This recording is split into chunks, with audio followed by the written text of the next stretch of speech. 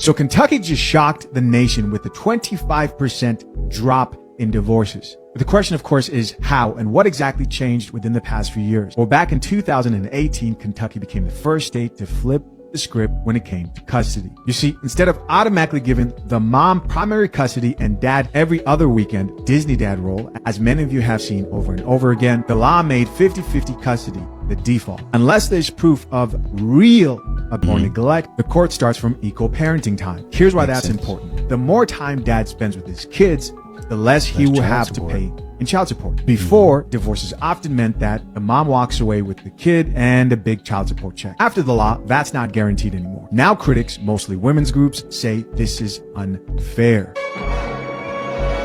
They argue that some mothers feel trapped in bad marriages, even if once, because they worry the dad will get half custody even if they divorce. And judges have been accused of ignoring claims, all because the father didn't directly lay hands on the child. But here's the other side. Men see this as finally fair. Husbands say the system no longer rewards the wife for filing for a divorce just to get custody and child support. Instead, I find it funny because this is what women have been asking for. Y'all don't ever take care of y'all kids. And now there's a law out where you're doing just that. Why don't you take them? I bet if you had them for more time, then you wouldn't be saying a lot of the stuff that you say. Okay, well, we gave it to you. And now you're saying, well, I got to stay in the marriage now because if he has a kid, most of the time he going to put his hands on the kid. Really? Y'all just make up anything and everything. And I'm not saying it doesn't happen, but y'all just make up anything and everything to keep the power. Y'all talk about the matriarchy is going to be better. What y'all talking about all these excuses I can't tell. That both parents have to share time, share responsibility, and share costs. So what Kentucky did was take out the financial incentive to blow up a marriage. And for a lot of men, that's exactly why they call this a win. Divorce rates are dropping in Kentucky. I went there to figure out why. In 2018, Kentucky became the first state to make 50-50 shared custody the default. That means that children split their time equally between both parents, and fathers pay less in child support the more time that they spend with their children.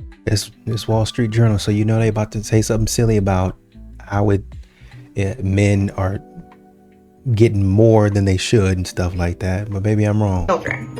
Before that, judges decided custody based on what they called the best interest of the child.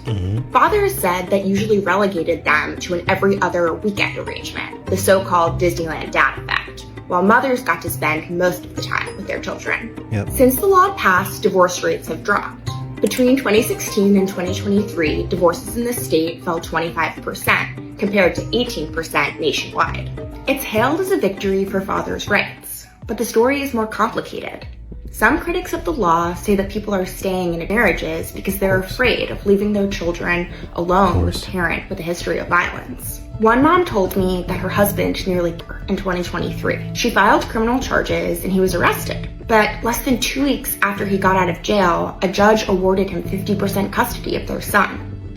I know we like to use extreme cases of things, but this is good for the dads because with all of that modern women stuff that's happening, women saying and doing silly stuff, men now have the ability and the chance, not just for a few days, but for half the time to influence, to structure, to give some sort of shape to their child's life.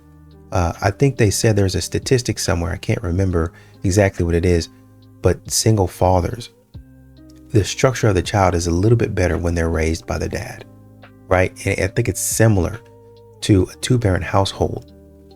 Now with more time spent with the father, the child gets a chance. They have a chance. Not saying that everything's going to be perfect, but they have a chance to have more structure, more discipline, more focus.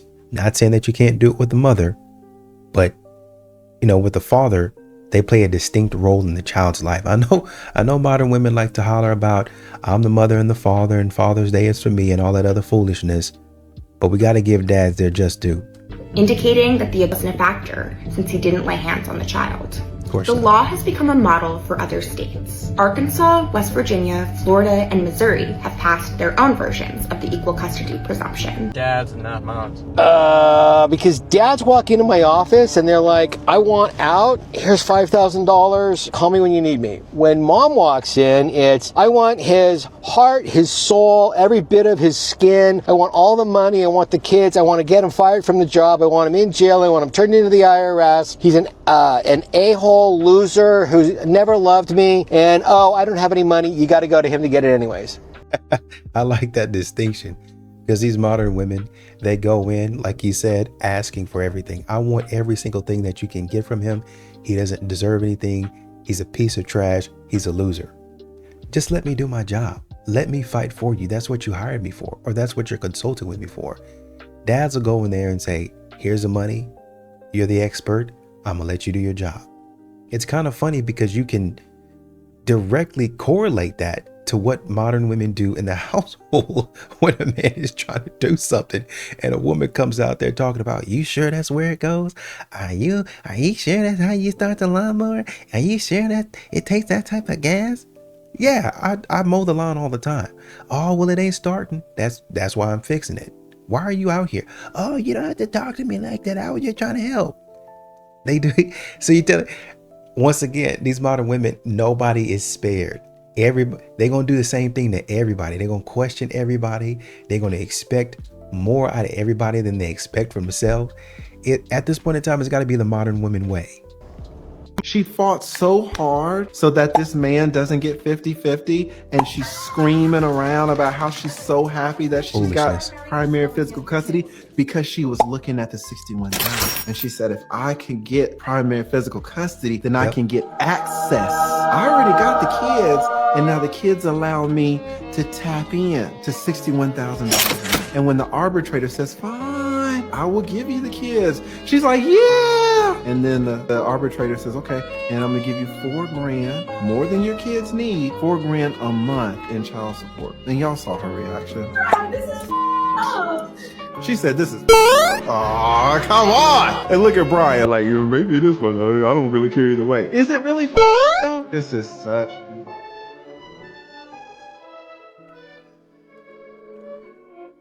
They be out there trying to get all they can get. When the judge says, okay, more money, more problems. You want all the money? Here's a little bit more of the stress and the responsibility. Oh no, judge, I ain't want that.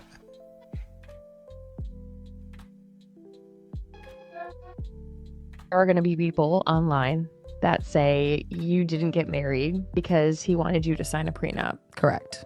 So why did you not just sign the prenup? In that moment, it was, I'd rather walk away from something knowing that I chose myself than to spend the rest of my life not being loved the way that I love somebody. Translation, I want to take his money. And that's why you did. And that's why he put that prenup out there. Well, I want to walk away and choose myself. Bingo. I'm glad you said that. I'm glad you said that. I appreciate that. That lets him know he made the right decision.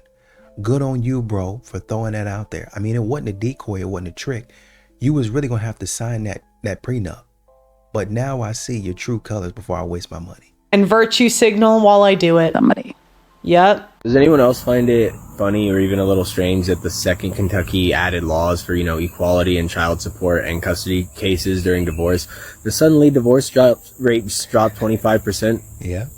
It's almost like a lot of these women were only filing for divorce because they knew that they were going to win no matter what the circumstances were, right? Like, you could literally be a cheating that has kids with other men and you're still going to get half. Not anymore. Now it's like, all right, we got to look at the case and see who's actually better for the kids, who can, has a place to provide for them and can actually, give them a stable environment. Not, okay, well, you got to, so you get the kids, and well, since the man works, he's going to pay for it. That's not how that works anymore. And I just think it's funny that the second, they enact this, the rates drop.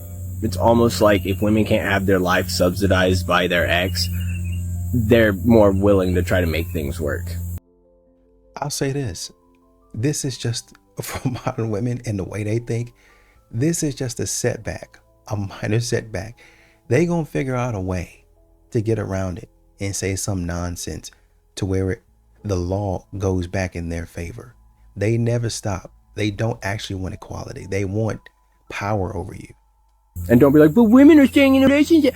71% of abuse isn't unilateral, meaning at least 7 out of 10 victims simply lost the fight they started.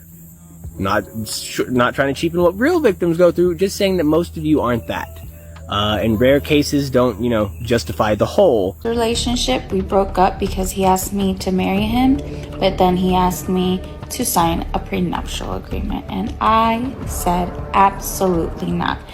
I think that's bogus. I'm not gonna sign a piece of paper that says that if you leave me, I get nothing. Like, no, I think that I should have half of everything that you've worked your entire life for. And I think that's fair. I didn't date you for your money. Rage bait 10 out of 10. I fell in love with your heart. Well, then just sign the prenup and let this love story begin. Love stories don't begin with prenups. This one does. Women don't need men for money. Oh. Statistics show single women own more houses than single men. Yeah, from divorce. Most shocking prenup I've ever seen, which was enforceable, had a provision that said that for every 10 pounds the wife gained in the marriage, she would lose $10,000 a month in alimony. He was very concerned that she was going to become less attractive and he was going to become more wealthy. So his solution to this was in the prenuptial agreement. He wanted a clause that said if they divorced, she was going to get like $70,000 a month for alimony. But for every 10 pounds she gained from the date of marriage, she would forfeit $10,000 a month worth of alimony. And it was, I think that's what he's doing is a broader complaint from men. He's saying, well, if you look ugly, then you're not going to get any of my money. But the broader point in that is once the ring goes on, man, you read so many comments, you see so many posts about men. Once she gets the ring on, she changes. Once she got that ring on, all of a sudden, I just let myself go. I'm not as adventurous and as fun as I used to be. A man was complaining, actually. He said, man, I met my wife.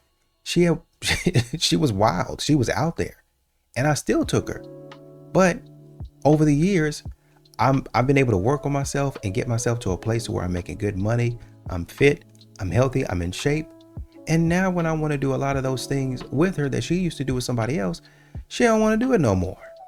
It was designed to sort of create an incentive that she would remain thin. And that was enforceable. Dang. Meaning they tried to challenge and set aside that provision.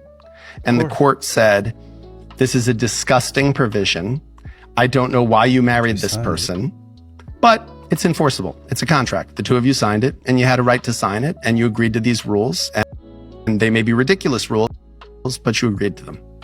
And also, it's funny how modern women, they want to play by their own rules. And this is what makes it so difficult for men to go through the court system, the legal system, is because anytime a woman doesn't want something in there, she cries and snots and moans and tries to get it thrown out. And you have a right to do that. I think it's a kind of love. I think it's a form of love. Is it a form of love I'd be interested in? No, I think it's very shallow in some ways. Mm-hmm. There's something very honest about it.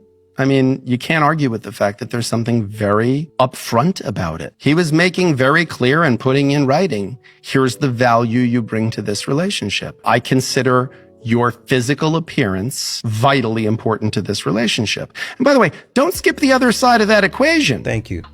She was going to get $70,000 a month. That's a very impressive number. So I think she also understood there was a value to be attached to him as well. Is it something I would be interested in on either side of that equation? No. But do I have a right to say to someone that's not love? I don't think I have a right to say that to someone. I think that... the fact that you can't even maintain. I think he gave her like a range, didn't he? You can't even maintain. That means, oh, well, what if this happens or what if that? I get if there's an emergency and you ain't had no control. But we're talking about you just being plain old lazy. A lot of these modern women today, they don't even want to have kids. So what's your excuse? They want to talk about men not hustling, men not being ambitious. Come on, man. You know what that, if he's giving you $70,000 a month, let's do the math on that really quick. $70,000. I mean, really, you can do 7 times 12, to be honest with you. 70 times 840,000 before taxes. 800. Let's say they take 50 of that. Well, I mean, 420, but you get it. I'm gonna still do it anyway. 420. You're making 420 after taxes. After taxes. My God, you can pay for a whole house. We're talking about after taxes. You can buy you a nice car and a house and pay it off that year for that type of money. You know what you're getting yourself into. This man, if he can afford to pay you $70,000 a month, should that clause come into effect, is a very rich man. He's a very powerful man. He's a very connected man. And if he's giving you this type of money and you don't even want to look the part, you don't want to take some of that money that he's giving you and hire a personal trainer. What? Literally anything and you don't even have to move. You don't even have to leave your house. Any and every diet you want to try, those little diet boxes that help you to stay in shape or whatever, you can order them from the house as much as you want, however long you want to. He's got the money. Any type of equipment, any new technology. You don't even have to do free weights. You do those little fancy machines that you stick on the wall. You get those. A Peloton, anything that you want is yours. And you can't maintain the range of weight, bro. Well, I don't think you should be able to enforce this. If he's giving you all this money, shouldn't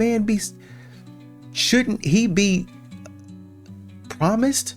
Shouldn't he be allowed to have some sort of guarantee if he's giving all this money away? That's what I'm saying. Modern women want you to put out unconditionally, no expectations from them. That's crazy.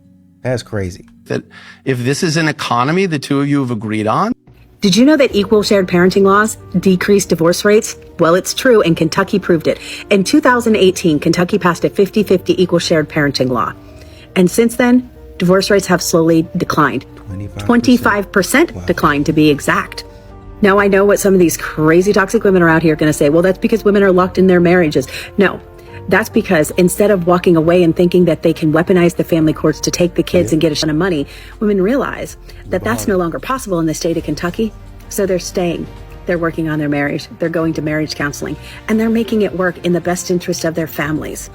But the divorce system, where there's no fault and where there's no 50-50, it's easy for a woman to walk away because she knows she's going to get the lion's share of the assets. She's probably going to get majority custody, and she's probably going to get child support. So what's keeping her there? If it's not the perfect situation and it's not Prince Charming like in the movies, she doesn't want to stay. Toxic women will choose their happiness over their family. Yep. Men every day will choose their family over their own happiness. And that's the big difference. But when you take away the options of that financial gain of child support and the guarantee of custody, women are choosing to stay. And I know they like to say, well, if I don't stay, you're going to put your hands on the child. Maybe that's it in some cases, but maybe also in other cases, you're not leaving because, first of all, y'all are leaving and what modern women try to do is they try to make a clean break. They try to make a clean break with his assets, right? So if I go to court, I'm not going to leave my babies behind. I go to court, statistically speaking, they're going to give me the kids. Statistically speaking, they're going to give me, depending on the state, alimony. Statistically speaking, they're going to give me child support. So what am I going to do with that? I'm going to take it and talk about how I left him and I got up the courage to do X, Y, and Z.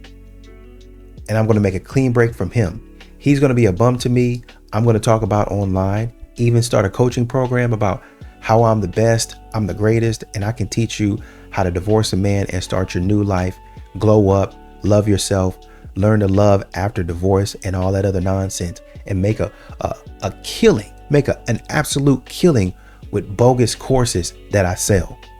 I'm going to take his money essentially and start my own business of talking trash, write a book.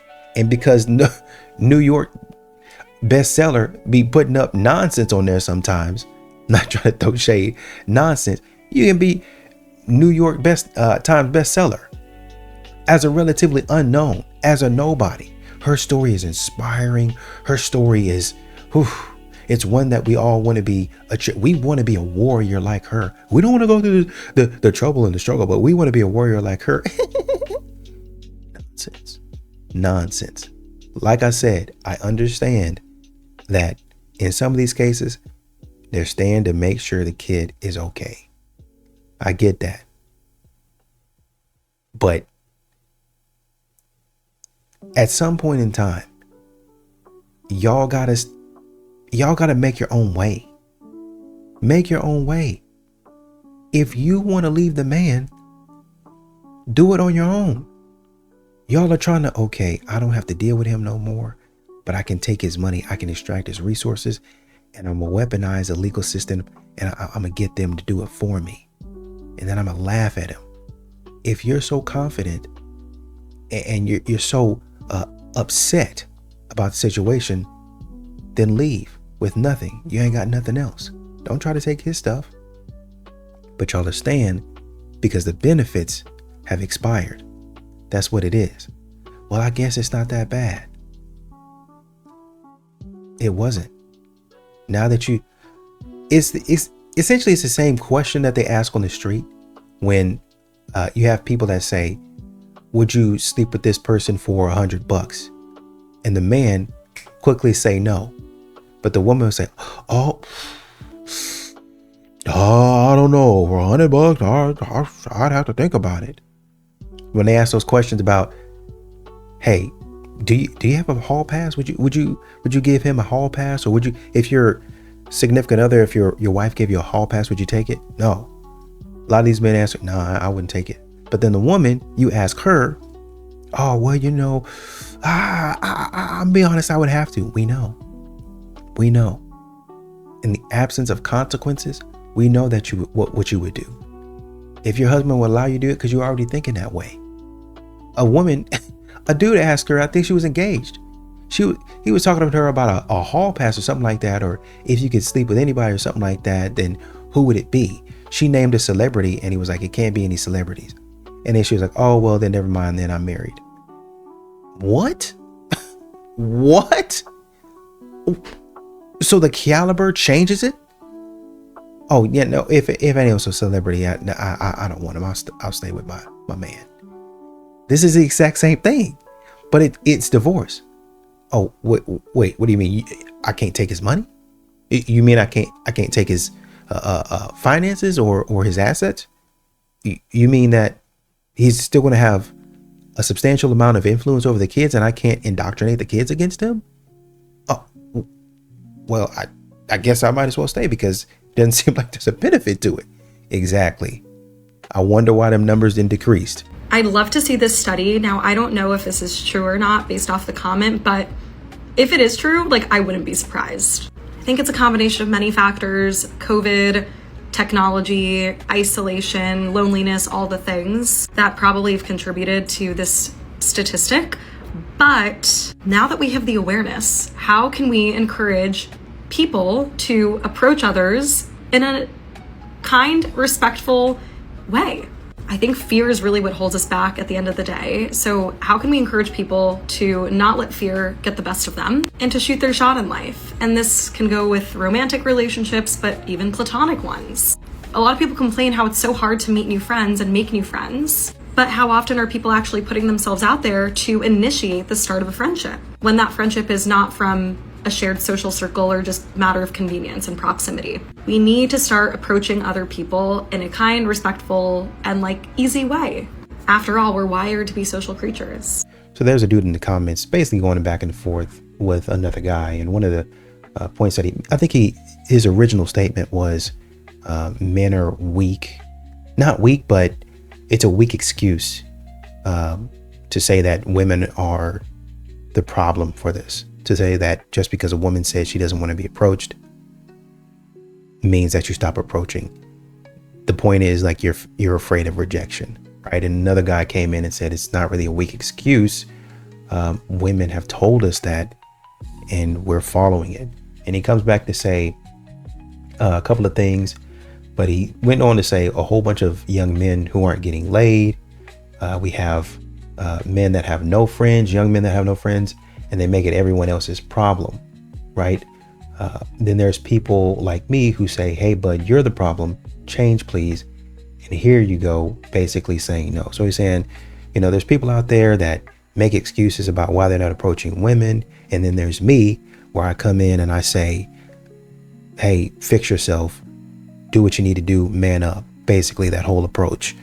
I get where you're coming from, but men have been doing that, right? To a degree to where they just stopped. You learn from your mistakes, right? If a woman in a lot of these situations, and there are some women that do, but if a woman is not going to, if she's not going to be inviting, I'm not going over to approach. If she doesn't look like she wants to be bothered, I'm not going over there. They say plenty of times, why did you come and talk to me if I don't look like I want to be approached? Cool. I'm not going to fight through the crowd. I'm not going to do none of that. I'm going to leave you by yourself. I don't think that's weak. I think that's respectful of a boundary. If you want to know what a man thinks, ask a man. So today's question is, are women invisible to men after those women reach a certain age? What do you Yes. So the answer to the question is yes. And I don't think it's because men intend for it to be that way. I don't think men are purposely going out of their way to be rude or to ignore, oh, she's 50, I'm not gonna. Women who pass out of their youth into middle age or into being elderly don't catch men's eyes the way they do when they're young. Everybody just needs to come to grips with the fact that young women are very special. In all of human society, young women are the prettiest things there are. Young women are the most lively. They're the most interesting. They light up any room. There's nothing like a young woman. We can't all be young women. Even young women can't stay young women. So that we just have to come to terms with that. And that's the reality. So are you saying that an older woman is not attractive, is not desirable, is not sexy? Because some people are going to listen to this and that's what they're going to hear. I clearly am not saying that. I'm saying a 52-year-old woman is not the same as a 22-year-old woman. If you think a 52-year-old woman is the same as a 22-year-old woman, you're not paying attention. But a woman will say, I can be sexy. I can be desirable.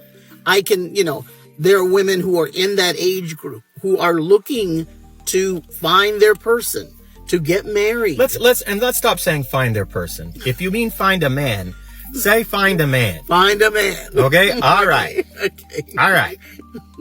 There are women who are looking for that. And they said, age is not a number. We're hearing that. Women are being told age is not a number, being told it's never too late. Okay. Being told, you still have it. This society has a problem with age. Age is just a number. This society has a problem with age. This society hates its older people. Okay? Let's just put it like that. If I say that a younger woman is not the same as an older woman, she's not. I'm 50 plus. I can't pretend I'm 25. I can't go out for the NFL. I can't go out for the NBA. I got no business trying to join the military. It's over. It's over for me. Okay. I can't do those things. Some things you cannot do. Right. And all of us age. Modern women in today's society don't seem to want to deal with that. It's really okay. It's a part of life. We just need to grab hold of it. Now, let's go back to your question. Are women invisible after a certain age? You mean, do they catch the eye of young men who are looking for mates? No, they don't. If you look like my auntie, I'm not really trying to get with you. If you look like my mom, I'm not trying to get with you, right? Obviously, I'm looking for someone who is younger, who is of marriageable age, who's going to bear children. There's nothing wrong with that. It's just a part of life. It's biology. It is biology. Well, as a woman who's of a certain age, I don't need men in the street to look at me and want me. I don't need the male gaze. I have your gaze. Exactly. And that's enough for me. And you got my gaze all day long, all night long, every day, 365, right? Yes. And that's what you want, and that's what you need, right? Yes. And that's what you're gonna have. And you shouldn't be wanting all kinds of other people's gaze. The idea that you want every man to see you as if you were 22 when you're 52 or you're 62, it's not reasonable. Grow old gracefully with the one you're supposed to grow old with, is what I say.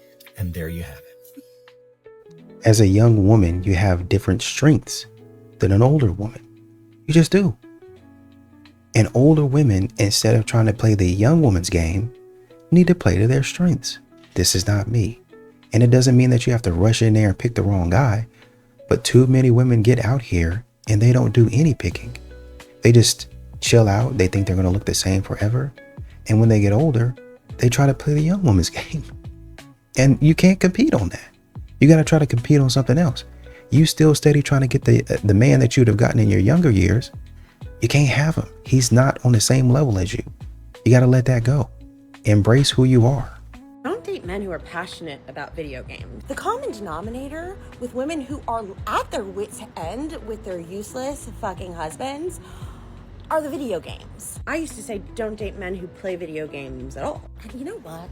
I've never even stumbled upon one in my dating pool. Even like my high school boyfriend didn't fuck with video games. He was the captain of every team, it felt like, so he had other things to do. He had games in real life to keep him occupied, as well as myself. And as an adult, I don't even know where I would find a man who was like, I'm real passionate about Grand Theft Auto. But are there guys who play video games where it's not their like number one pastime? And even for the dudes who are like, I gotta play Call of Duty every day, are those men gainfully employed? Are they successful? Anywho, I used to say never date a guy who plays video games. And now I'm like, don't date a guy who's very passionate about them, because that's a red flag. You just don't want a man who looks forward to escaping into an alternate reality for hours on end, where they are fully a different person, doing often like violent things. And like for the ones that do the sport ones, shouldn't you just like be out there playing the game?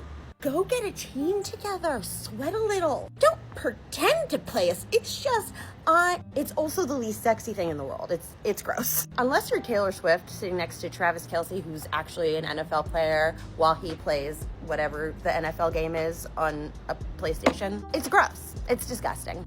No disrespect to Travis Kelce, but you do know that he had anger issues or something like that, and people were passing on him, or they were kind of wary of taking him in college because he did have anger issues. Then also, he did put his hands, well, he didn't put his hands on his coach, but he was all up in his coach's face. So if you're excusing the behavior because a man has money, men know that you do that. Y'all allow certain things for the men that you like or you deem acceptable. But then a man that you don't think that he's doing enough, you're all on his case when he's enjoying what he's enjoying.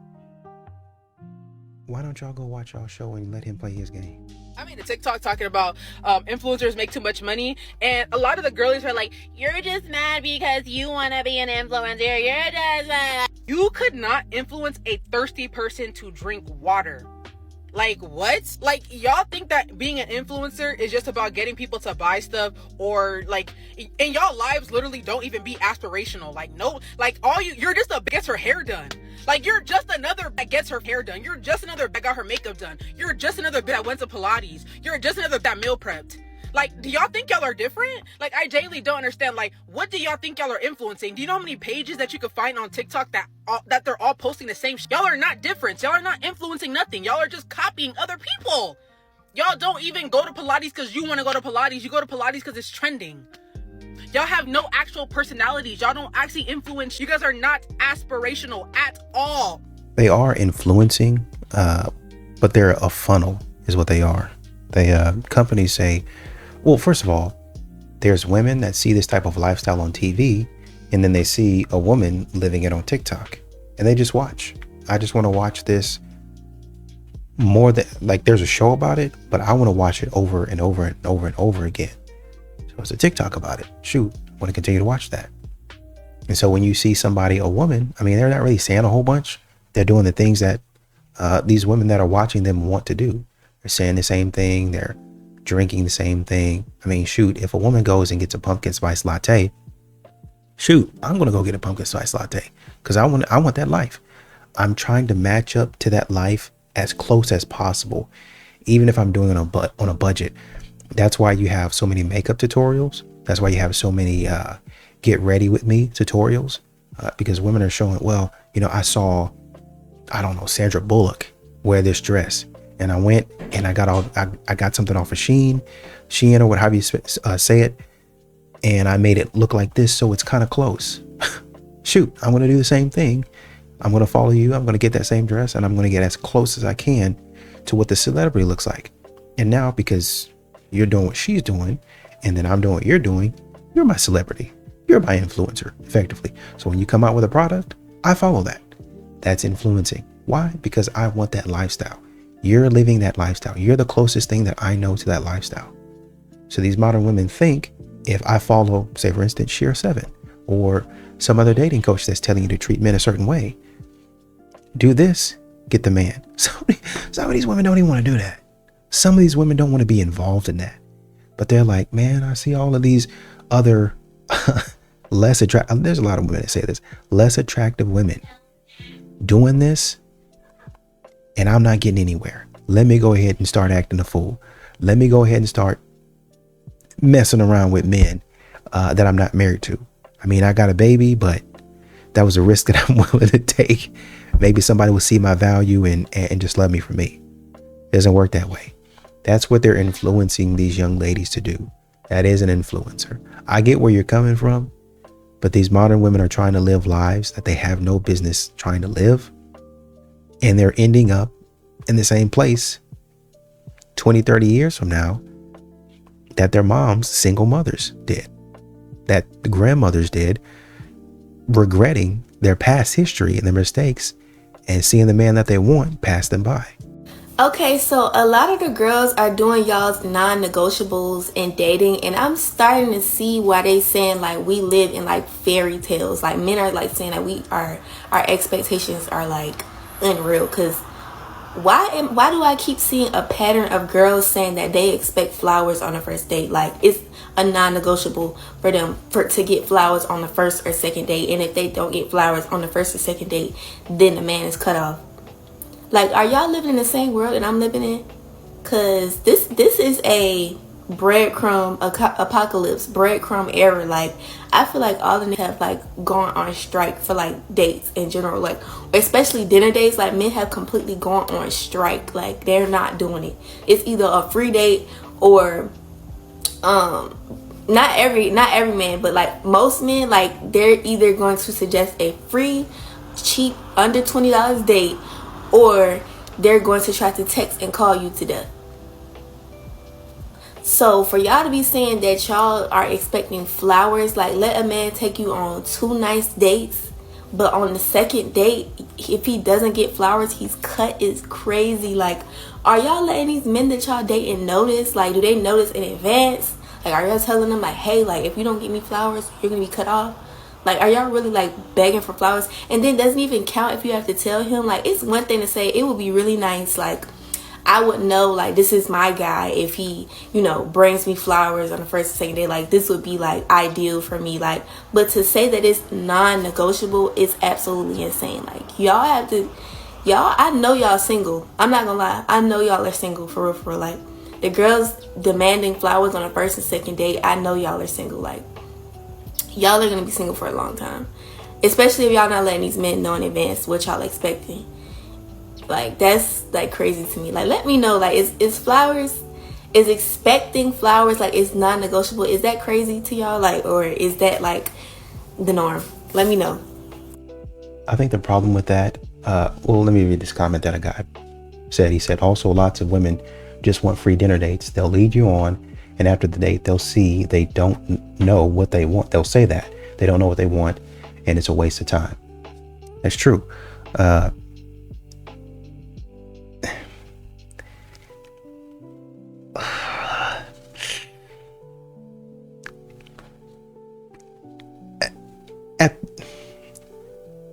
Sometimes some women, I'm not trying to be disrespectful, but it's a cookie cutter mentality is what it is.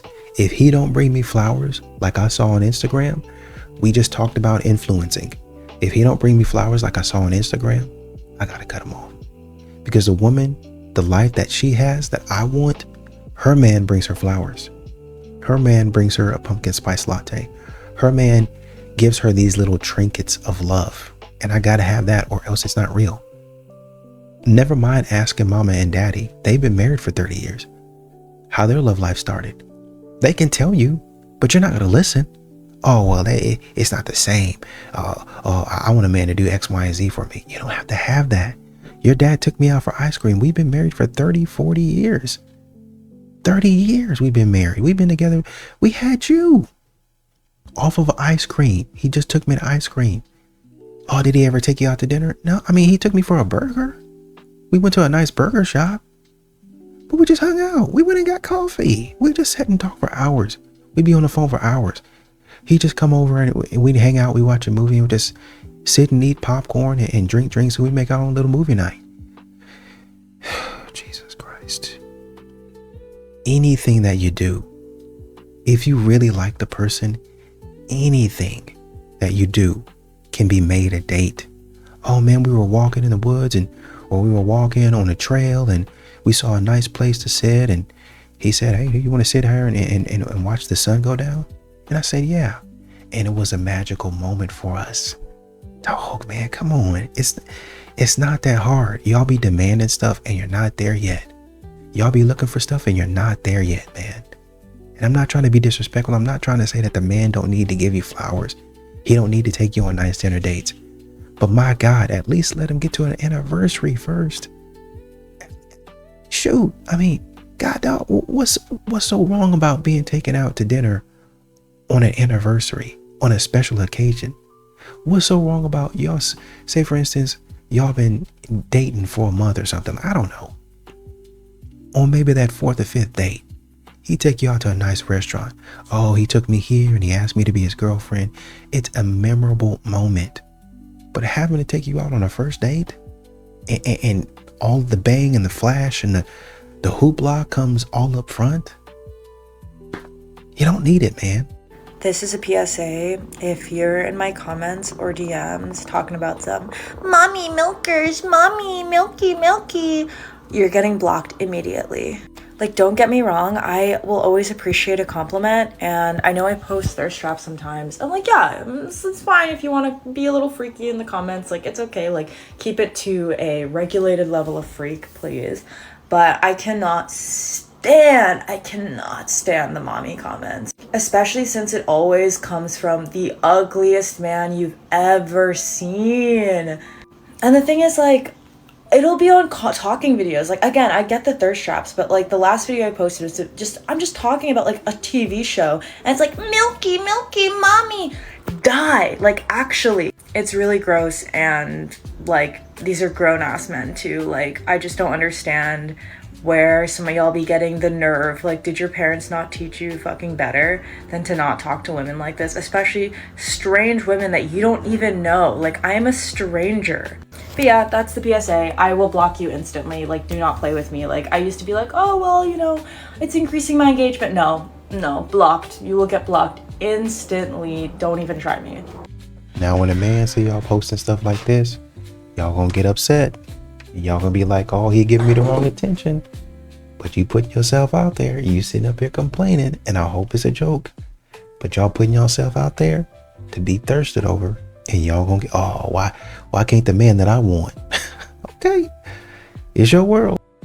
Let's talk about the financial pressure and financial abuse that Middle Eastern men have to go through, as well as other cultural men, and why they are choosing not to marry our girls anymore. They would prefer to marry a white girl. We come from a culture where a guy pays for everything. A guy pays for the wedding, buys the house. And back in the days, a guy used to give the girl's father a cow and say, hey, I want to marry your daughter. Now, her dad is giving the guy a cow, can't milk her. She doesn't provide much meals. She's nothing but a money pit. And this is why our guys are like, you know what? I'm sick and tired of it. On top of it, the mothers of these females, they think their daughters are a trophy wife. They're not. A lot of your daughters are lemons. لستات بيوت ولا بيحترموا حالة ولا بيحترموا جوزها ولا بيحترموا بيت حماهم. You guys are coming in these marriages acting like you're so special because you're pretty or educated. طز طزان. الحمار صار متعلم وكل حدا حلو. ما حدا ناقصه شيء. You're nothing special.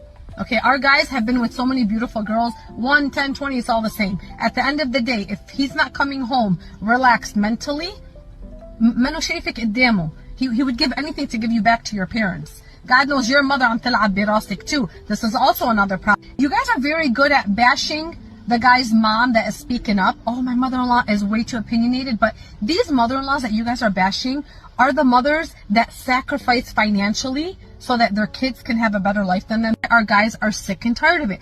They prefer to marry that white girl. You want to know why? And this is nothing against white people. My kids might marry white people. I'm totally fine with it. So this white girl that does come from these broken families, because unfortunately that is very prominent in the West, and we are seen in our culture as well now thanks to feminism and the abuse of women, she ends up seeing the generosity of our guys, and she feels very fortunate because in the West, the girl's family pays for the wedding, and the girl and the guy have to pitch in and buy the house and do everything.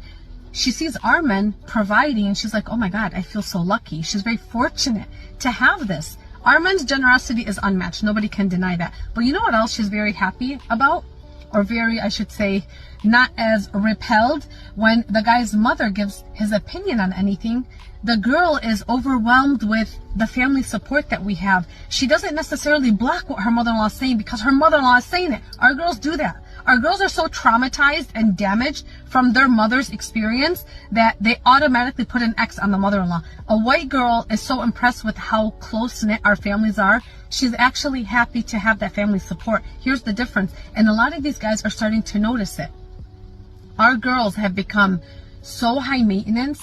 Even when you do so much for them, they still want more. Stop milking the guy dry because our guys don't even want you anymore.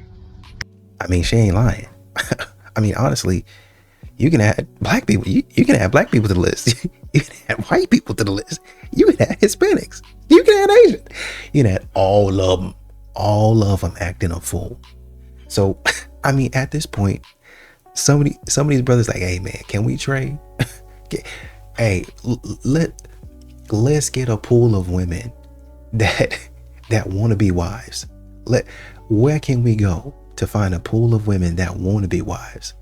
That's why you got so many passport pros going over and flying in certain places to say, hey, I don't know if I'm going to get me a wife. I don't know if they're going to be here, but this is the best chance I got. Because what we seeing over here in America ain't it. And unfortunately, you got some brothers over there in Asia, they saying, hey, America, y'all, America, y'all got anybody over there we can have? White boys calling over to the Philippines. Hey, y'all got any Filipinos? Hey, Filipinos, y'all got any? We need some. These white girls ain't doing it for us. We need somebody. Black men, hey, y'all got any snow bunnies? We just all looking around for the same thing, dog. We all looking around for the same thing, and it's happening. These modern women thinking they the prize. It don't matter where you go. Literally, I'm thinking a situation. I ain't gonna get too deep in it because I don't want to get myself in trouble.